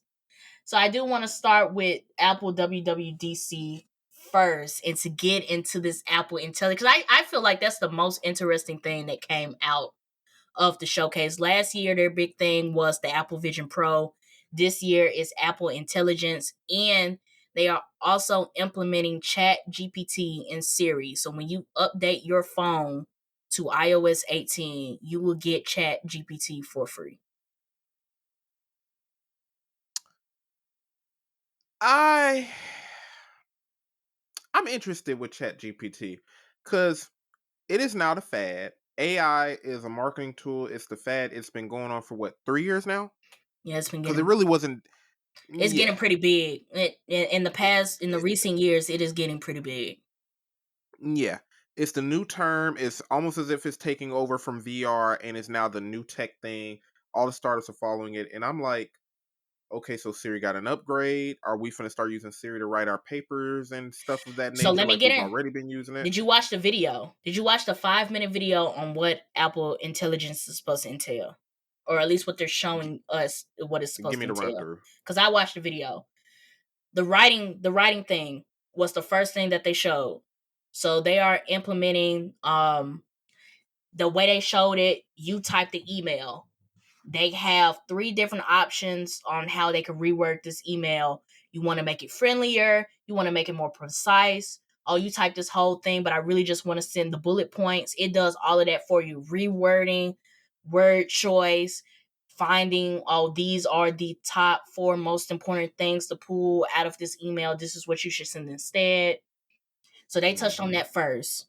Then they got into That's useful. natural language with Siri. So right now you talk to Siri, you say something wrong or you say something that doesn't sound quite right, and then Siri's always like, sorry, I didn't get that. What did you mean? The natural language thing with Siri is that you can say, you know, basically whatever. And Siri can, basically pick up what you're putting down. Like you don't have to be so precise. Like even if you misword something or you say it the wrong way, they have built it to where like you don't have to, like, she's picking up what you're trying to say, whether you're So, saying it in the wrong way or not. so marketing aside, basically in the machine learning process, they had a lot of people with different dialects, different slang, who Right. ain't the most articulate come in, and Siri's able to understand it now. Okay, Right. So like nice. basically if I'm asking Siri, hey Siri, where's whatchamacallit? Oh, I mean this, that, and the third. Siri can pick up on the fact that I meant this, that, and the third instead of sorry, I didn't get that. Or whatever they do Okay, now. they gave the machine learning a lot more examples of speech. Okay, nice. They also added you can type to Siri now. It's not, you know, talk to Siri. You can type if you want to do something in private. They showed that. The other stuff were kind of like fun things that they got the custom emoji generation where you can type in something and it just makes you an emoji. They got custom image generation. If I just want to make up an image, they can do that. They've made it more, they've integrated something with the photos where it's more recognizable for like the people that you have. um it allows the search to be more specific. Like if I had a picture on my phone with Ron with his firebending shirt on, I could type that in, and it would find the photo or the closest thing to it. So I know Google Photos does that. Like it recognizes your face. If I go to my Google Photos right now and type your name, But because can you it type knows in like but can you type in Portia wearing Sailor Moon t-shirt inside of Google Photos and it pops up? it may not do that. I could probably do Porsche and like yellow, and if the shirt has yellow in it, it'll find that. So what this is doing is that I could type in Ron with, or Ryan standing on top of, or Ryan doing this, or Ryan wearing And it'll this, recognize and it it. will recognize it and pull up those photos. That's not bad. That's not bad. They also have for the image wand thing, and this is more for like anybody who uses like the iPads or even your phone to like draw and sketch and stuff. The marketing that they did for was that somebody had drew a rough sketch of a building. They used this design thing, so it went from the sketch to like a realistic design of what it might look like. And which I feel like it might be interesting as anybody who's in architect or like what is it called, civil engineering or something like that, like going Yeah, from the sketch of what architectural it, design and all that. right, Yeah. what it's actually like, if you wanted to show somebody what it would actually look like. They have stuff like that. They also mentioned, because I think with the big thing going on with AI is privacy and safety, so they did mention that this whole Apple intelligence thing was designed with privacy in mind. I didn't read the fine print of what that means, but I would give them this, at least they touched on it. Right.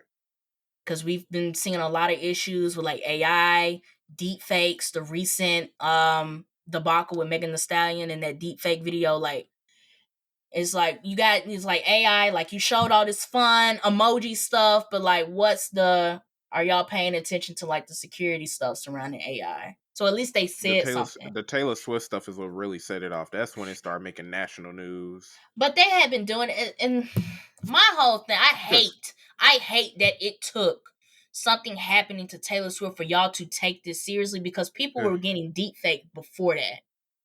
Like, it had happened to Oprah, it happened to Zendaya, and it happened to a couple other black actresses and things. And it took a deep fake of Taylor Swift for everybody to get on board and be like, hey, this AI thing is getting out of hand. Here's the funny thing. They call it deep fakes and we use all this terminology, but let's just be honest.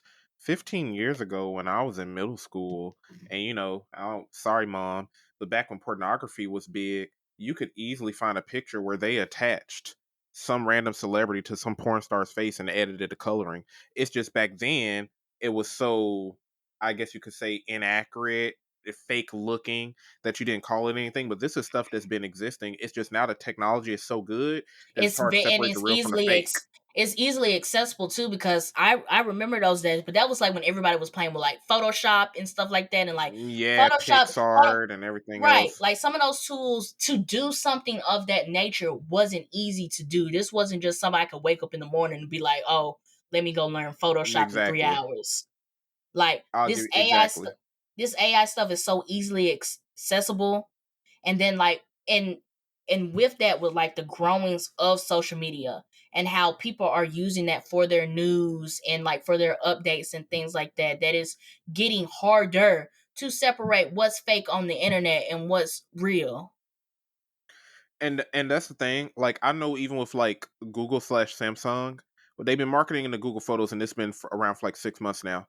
Where like when there's an edited picture, Google will immediately put like a star to the bottom left-hand corner of the image, like a immediate watermark, so anybody who looks at it knows it's edited. I feel like we just need that across the board. I feel like Instagram needs to get that. Facebook, everybody. I like the community notes in Twitter. I feel like everybody needs some community notes to let us know if this news is fake and have proof to know that it's fake. And I think for every picture, now here's the thing that's going to suck. Because we like fake pictures. We just don't like it when it's not our own intention to make the fake picture. We've been enjoying Kim Kardashian and everybody else using an edited picture where we smooth her skin, hide the scars and everything else. So the issue is getting even those people and those companies to accept the fact that now anything that's edited, I don't care if you're trying to sell some underwear with Justin Bieber's bulge on it. Remember that whole debacle like 4 or 5 years ago? Yeah. You remember that? He got mad because they added a bulge. Now, it wasn't AI, but because he didn't want it to happen, that's when it became an issue. But everybody else thought it was real. Yeah. Are we going to start holding even these media companies that purposely put in edited pictures out? Are we going to add some watermarks? Are we just going to have all down Instagram? This is not how that person looks. This is not how that building looks. You want to see the original image? Here's the original. Here's the edited. And we're just going to keep it like that. I'm cool with that. But not a lot of people are going to want that in real life. I would agree that some people wouldn't want it. Like how you brought up like the marketing thing or like whatever. But I agree. Like edited media, knowing what's edited and what's not. I am interested to see. So bringing it back to Apple Intelligence, it's going in beta on iPhone 15 Pro, 15 Pro Max, and iPads and Macs with the M1 or later, with Siri and device language set to US English as part of iOS 18, iPad OS 18, and Mac OS Sequoia this fall. So if you have any of those phones, if your phone is eligible to be upgraded to iOS 18, then some of these features, this Apple Intelligence thing is on the way. And I wanted to bring this up too. I didn't look into like the details of it or like read the fine print, but have you seen that Google Gemini thing popping up? Like when you use Google Docs and stuff like that? Yeah. I skimmed it and it looked about like it looked like the writing, most of it looked like the writing situation that we mentioned with the Apple stuff, but I'm interested to see how they progress that too on Google's end. Here's the thing: Google's bread and butter has already been AI and You software froze, for big like the dog. past 10. Oh, can you at least hear me? Can you hear me now? Hmm. So Google has already had advanced AI for like the past 10 years now. So I'm interested to see how Apple can even keep up with Google, because AI, even though Apple has had Siri, it's not like AI was their biggest bread and butter in reality. You know what I mean? Google's AI is even Hmm. ingrained into their regular search engine. So I wonder if Gemini is going to surpass ChatGPT and almost offer way more options than it. I'm gonna keep an eye on it. I just want them to have AI regulations before we become Skynet. Yeah, because the thing about the Apple intelligence thing, I just want to know what aren't they telling us? Like they're showing us, oh, make your own emoji. Ooh, make a profile picture. Ooh, look what you can do in your photos now. But like, what else y'all done integrated this into? And and let's also talk about the elephant in the room. A lot of people are worried about how it's going to take away jobs. The fact that the AI pulls images from like other artists and that's how it merges those images together. Hmm.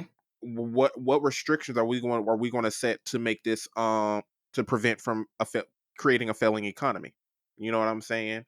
Now, I'm also on the side where technology advancement can Hmm. be cool. When the automobile became real, it took a lot of horse carriages and a lot of folks out of the job, and we had to create new jobs. So now I'm interested to see like how are we going to adapt as a society since this technology is evolving so quickly? What are the artists going to do? Are they going to utilize AI to create better art? What are these songwriters? We got AI in music now. We don't know, are these artists from is Kanye and Drake, when they don't feel like writing their own songs, are they going to use AI to help them make a song? It's still their words. They greenlit it, so they made their money. So now, how are we as a society going to work around this evolving technology? You know what I mean? I think more jobs would just become more AI focused. Like I've seen positions for like AI assistants and stuff like that. Like it could be like, I know programming will stay because you gotta keep the programmers there. But like I wonder if there's gonna be people who like help with like feeding it dialect or like new information and stuff like that. I just feel like the jobs might just turn to start accommodating to the things that AI can do, like filling in some of the blanks. Exactly, because a lot of writers and a lot of artists are like it could take their jobs, but if they take advantage of the AI, it makes your job easier and more effective in a way. Because yeah, if Hmm. AI can say, I see what you were trying to draw. Here's the finished design. Now you skipped past what, like 5 hours of work. And now with that Hmm. finalized design, you can add the human aspect to it and make it even better. You see what I'm saying? So Yeah. maybe that's going to be the fine tuning, even for writers. Yeah, content, all these streaming platforms, they're trying to produce like 20 shows a year.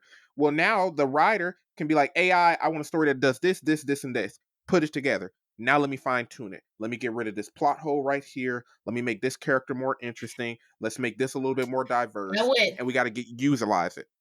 I would hope that's how it evolves, and not just people sitting in the Hopefully. writing room and be like, "Here's my AI printed script. Now go produce it." Like, no, we just saved a few hours on writing a full script, but now we need to put that second half of hours that we were going to spend anyway adjusting what we wrote.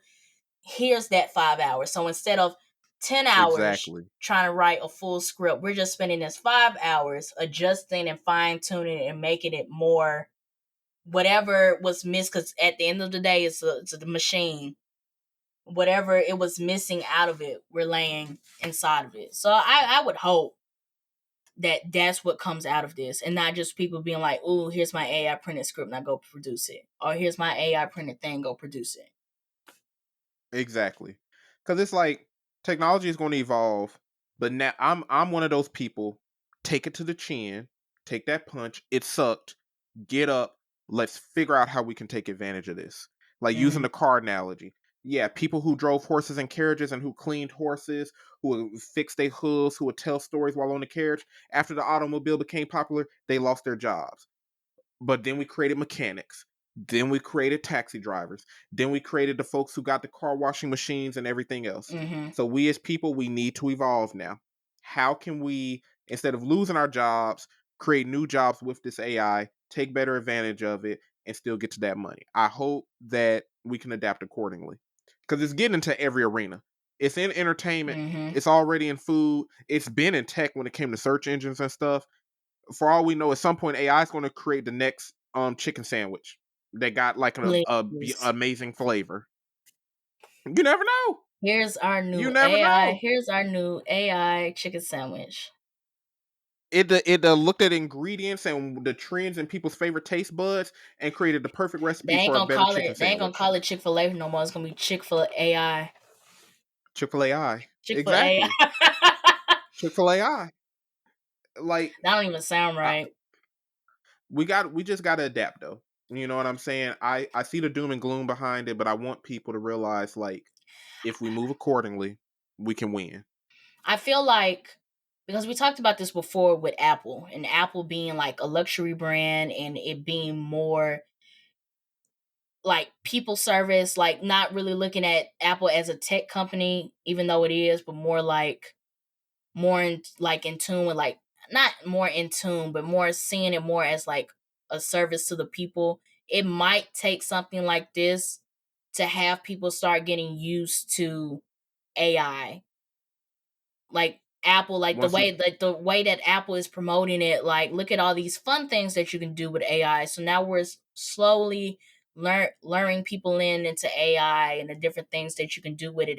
It's instead of being so tech heavy about AI, Once it might the general keep going. My bad. No, I was about to say the same thing you said. Like, once the general consumer, starts experiencing the things that you can do with AI, and it, like you said, it's not all doom and gloom. Like that, I think that's what is going to take for more people to start becoming more accustomed and more comfortable with AI. It's doing shit like this. It's making my own emoji with AI in my iPhone. Exactly. Shoot, just look at when artists went digital, like 30, 40, 50, 60, I don't know how long it's been. When artists had to stop drawing and they had to start drawing on screens, the ones who were drawing was like, oh my gosh, this will never be big. How dare y'all use that? It's going to get rid of our jobs. Now, guess what? People are making Pixar and DreamWorks movies on those Apple Tower computers. Yeah. You just got to adapt. And you got to be aware that you can adapt. And like you said before, use the tools to your advantage. Mm-hmm. So, the last business topic, this is a quick one. So, Twitter has upgraded or has sent in the update to where we can no longer see people's likes. A lot of relationships about to fail. A lot of...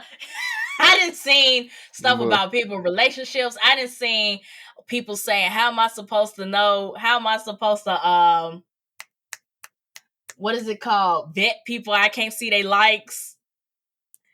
You ain't finna know their politics. You're not gonna know what type of. You don't know if your dude been like white women at one point in his life no more, girl. You ain't gonna know none of that. You don't know if they conservative or liberal. You don't know nothing no more. Y'all gotta talk to people. Y'all gotta talk to people now. Oh, we gotta get to know each other again. Wow. I see like the negative sides of it, because like what are people like liking in private? But I feel like that's the same issue we have when you're talking to a person, when you're meeting somebody for the first time. What they're telling you at this point, equate retweets to talking to somebody for the first time, and they just giving you the flat on the surface. This is about me. This is what everybody knows about me. This is what I want to show about everybody about me. And the likes is when y'all didn't hung out for like 5-6 times, and now you starting to really see how this person think or whatever. And now you can't see that no more on social media. You gotta talk to these people for 5-6 months maybe before you see their real political views, their real religious views, how they view different, if they freaky frogs or not, like on that freaky frog stuff. Look, but here's the thing though. Even though I agree with you, at the same time, I feel like we've also become too dependent on social media for determining who a person is. Like, you might see someone like this tweet and think y'all align in every single form and fashion. Then you sit down and go at a restaurant and talk to each other, and now you see how they treat waiters. Now you see how they feel about family and everything else. Only because maybe those tweets ain't show up on their timeline for them to like it. Or maybe they just didn't even choose to like it.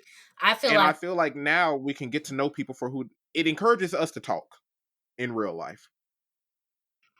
I would agree with that. I think social media is a double-edged sword because the person that I'm portraying online may not be the same person that I am in real life. Even though and you see, all of these things in my likes and what I retweet, I could be retweeting that to portray a certain persona online. Exactly. And then you see me in real life, and then I don't act like that for real. But sometimes on the other end of the spectrum, that sometimes social media is the thing that what shows people their true, that where people choose to show their true character in their It likes it and in their retweets and the things that they see online versus than what you would see in person.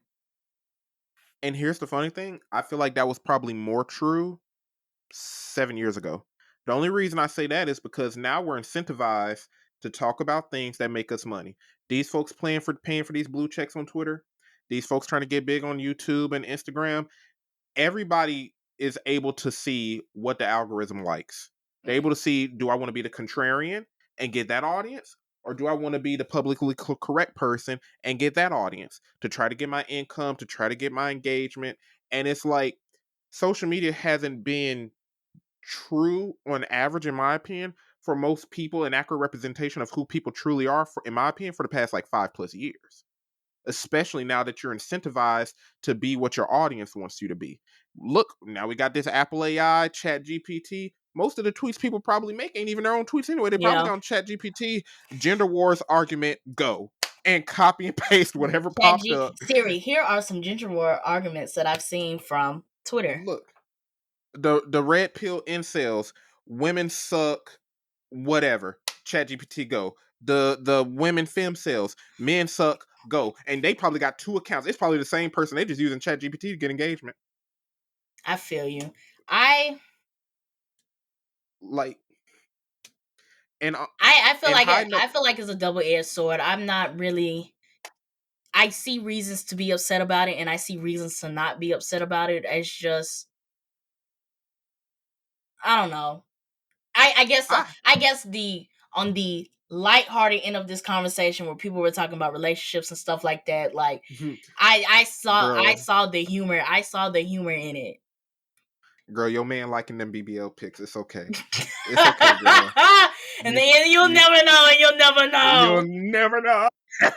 Fine piece, except the girl. That girl you got mad at him for liking all her pics. He liking them, girl. It's okay. But I would agree with you that maybe this might be a move to remove people from using social media as a crutch in certain aspects. Mm-hmm. And let me ask you this, from an app design perspective, what was the purpose in likes? Because if retweet was, I want y'all to see this, and quote tweet was, I want y'all to see my direct opinion on this, and comment was, I want the person who tweeted this to see my opinion, what was liking? Because likes would just be worth no different from a retweet, because if you like something, it showed up on someone else's timeline. Now that likes are private, I feel like it gives it more functionality. I feel like it's one of those things, because I run into this all the time at work, when likes dates back all the way to when Twitter first showed up. There was probably a legitimate reason of why likes were implemented on Twitter. And then we go through all the years and these different app updates and these different iterations and these new UI designs. And then we're getting to a point that, why does this exist? The use case of why we implemented it in the first place, because of all of these updates and iterations that we went through, doesn't apply to Twitter in 2024. Exactly. Like, just like, exactly. And you're using all the right terminology. Like, from a use case framework, likes lost their value being that they were public. Now that it's private, it almost just gives you another way to show someone, I support what you're saying, without retweeting it. That, and I don't think people get notifications for bookmarks, but then we could go into an argument of what are bookmarks for. Now, honestly, the only thing bookmarks can be used for, in my opinion, is if you really want to save a tweet, but you don't care to let that person know you support it, you don't care to retweet it and show it to others, and you don't care to give your opinion. You just want to keep it. I Like can see that. That's probably the thing where, like, for the relationship stuff, I'm not trying to be toxic. Girl see her dude make a tweet. Oh, was this you subtweeting me? I don't want you to know I'm looking at this from my Finsta account, my Finsta Twitter. So I'm just going to bookmark it. And now when I bring it up in an argument, I'm going to show it to you. That's for the toxic folks. I think this is just I think this is just a start of some features of Twitter are going to be pulled out because the use case of when it was first introduced is not a valid use case for what Elon wants Twitter to be now. Mm-hmm. And it could, and I don't think making likes private is going to make or break it, but given if over time, depending on how many of these current features get removed or changed or whatever, how is that going to tie in with how many people are using Twitter, the usage of it, etc. We already know that Elon has this dream of making Twitter the next WhatsApp. Not WhatsApp. What is it called? He said like the Everything The app or Everything something app, like but that. they have an equivalent. What was it called? Because I did a paper on it. It's not WhatsApp. It's I don't remember it. But yes, the Everything app. And maybe this is just one of the features that we need to pull out to start moving towards what it is. But yeah. And from a financial perspective, I don't know if bookmarks counted as engagement for people who were getting paid on Twitter as well. So with Elon trying to build that, X, let me use the right name, that X economy, if comments count, retweets count, quote tweets count, but people don't want to retweet or comment because they want to privately show their support, but bookmarks ain't getting that other person the engagement. Now that likes are private, I've seen a lot of people who are saying, oh my gosh, LOL, now I'm getting more likes for my bikini pic since these dudes ain't got to get in trouble with their girl. Well, guess what? That girl who got them likes from that bikini pic, she got more engagement. That can be proven. She gets money. The dudes who engage with it ain't got to get in trouble with their girls. Twitter economy goes up. I see I think there's a lot of benefits. I really, other than like the funny stuff that we brought up, that's like more like personal, depending on like the culture that you're in, society, etc. I don't see a lot of negative drawbacks on making likes private. And shoot, you was there. Remember when Instagram got rid of the activity tab? Yeah. It's basically that, honestly. It's basically we that. just got rid of the activity tab. There wasn't even any drawbacks on them getting rid of it. It was, oh, it's gone now. Okay. If anything, it helped the company more and made people feel like they could do what they want on Instagram, because now all of my followers ain't seeing me coming on this random picture being thirsty. They don't need to see that. If they don't follow her, they don't need to see me comment on her picture. Ryan said he can be thirsty in peace. I can be a freaking frog. I can be a freaking frog in peace. I can throw 3 heart eye emojis and 1 fire emoji in peace without Galvin saying, see, this is why I can't stand you hetero dudes. Like, sorry, Galvin. I saw a girl in a bikini. He said I can be freaking frog in peace, but ribbit. ribbit. But that's all I had for this episode. Did you have anything else, Ryan? No, I'm good. I enjoyed it. But so with that being said, let's go ahead and shut this down. So once again, Ryan, I want you to thank you for joining me on another episode of the Blerd Mob podcast. I want to thank everybody who tuned in, whether you were watching or listening. As always, appreciated. Make sure you follow us on social media, where each week for June, we're posting things for Men's Health Month as well as Pride Month. So make sure you follow us on our social media platforms. We're on Instagram at the Blerd Mob Pod. We're on Twitter at the Blerd Mob, and you can find us on Facebook and TikTok at the Blerd Mob Podcast. Make sure you check out those links in the description. Check out our affiliate link for Entertainment Earth. And if you want to send us a straight donation, you can use our Ko-fi link as well. These donations go to equipment and software and everything that we use to bring you guys these lovely episodes. And I think that's it. So with all that being said, this is the mob checking out. Peace. I'm gonna be real with you, Ryan. I love Starfire down to death, but She wasn't a good. I do not think she should. I do not think she is strong enough to handle the. I do not think she is strong.